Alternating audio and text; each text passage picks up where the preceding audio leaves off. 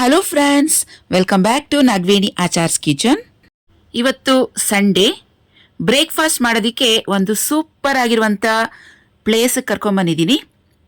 Form ಹೌಸಿಗೆ ಬಂದಿದ್ವಿ. Saturday Sunday holiday ಇತ್ತು ಅಂತ ಫಾರ್ಮ್ ಹೌಸಿಂದ ಡೈರೆಕ್ಟಾಗಿ ಬಿಸಿ ಬಿಸಿ ತಟ್ಟೆ ಇಡ್ಲಿ ತಿನ್ನೋದಕ್ಕೆ ಅಂತ ಬಂದಿದ್ದೀವಿ.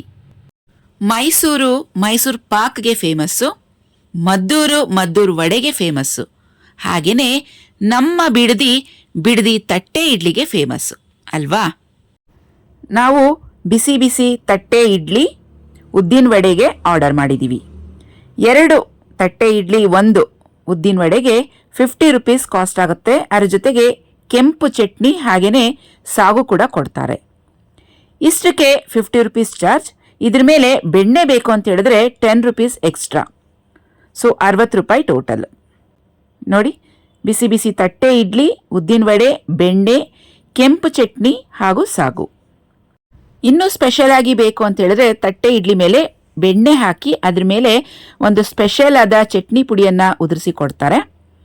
ಸೊ 1 ಮಸಾಲೆ ಇಡ್ಲಿ ಹಾಗೂ 1 ವಡೆಗೆ 50 ರೂಪೀಸ್ ಚಾರ್ಜ್. ಫುಲ್ ನಮ್ಮ ಫ್ಯಾಮಿಲಿ ಮೆಂಬರ್ಸ್ ಬಂದಿದ್ವಿ ಬಿಸಿ ಬಿಸಿ ತಟ್ಟೆ ಇಡ್ಲಿ ತಿನ್ನೋದಕ್ಕೆ. ನಮ್ಮ ಫಾರ್ಮ್ ಹೌಸಿಂದ ಇಲ್ಲಿಗೆ ಕೇವಲ 2 ಕಿಲೋಮೀಟರ್. ಸೊ ನಮ್ಮ ಪ್ರೀತಮಂತೂ ಸಖತ್ತಾಗಿ ಎಂಜಾಯ್ ಮಾಡ್ದ. ಬಿಸಿ ಬಿಸಿ ಇಡ್ಲಿ ಬಾಯಿಗಿಟ್ಟಿದ ತಕ್ಷಣ ಹಾಗೇ ಕರ್ಗೋಗುತ್ತೆ. ನಮ್ಮ ಹಸ್ಬೆಂಡ್ ಪೂರಿ ಕೂಡ ಟ್ರೈ ಮಾಡೋಣ ಅಂತ ಪೂರಿ ಟ್ರೈ ಮಾಡಿದ್ರು. ಆದರೆ ಪೂರಿ ಅಷ್ಟೇ ಹೇಳೋ ಅಷ್ಟಿಲ್ಲ. ಹಾಗೆಯೇ 1 ಪ್ಲೇಟ್ ಚಿತ್ರಾನ್ನ ಕೂಡ ತೊಗೊಂಡ್ರು ನಮ್ಮ ಹಸ್ಬೆಂಡ್.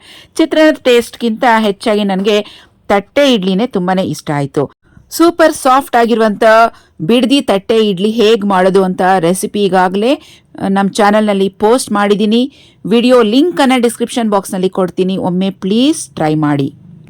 ಇಷ್ಟೆಲ್ಲ ಹೇಳಿದ್ಮೇಲೆ ಹೋಟೆಲ್ ಹೆಸರು ಹೇಳಿಲ್ಲ ಅಂದರೆ ಹೇಗೆ? ಈ ಹೋಟೆಲ್ ಹೆಸರು ಶಿವದರ್ಶನ. ಬ್ಯಾಂಗ್ಳೂರು ಟು ಮೈಸೂರು ಹೈವೇನಲ್ಲಿ ಬಿಡದಿ ಬಸ್ ಸ್ಟ್ಯಾಂಡಲ್ಲಿ ಲೆಫ್ಟ್ ಸೈಡ್ಗೆ ಇದೆ. ಸೊ ಮತ್ತೆ ಭೇಟಿ ಆಗೋಣ ಇನ್ನೊಂದು ವಿಡಿಯೋದಲ್ಲಿ. ಅಲ್ಲಿವರೆಗೂ ಟೇಕ್ ಕೇರ್, ಬಾಯ್.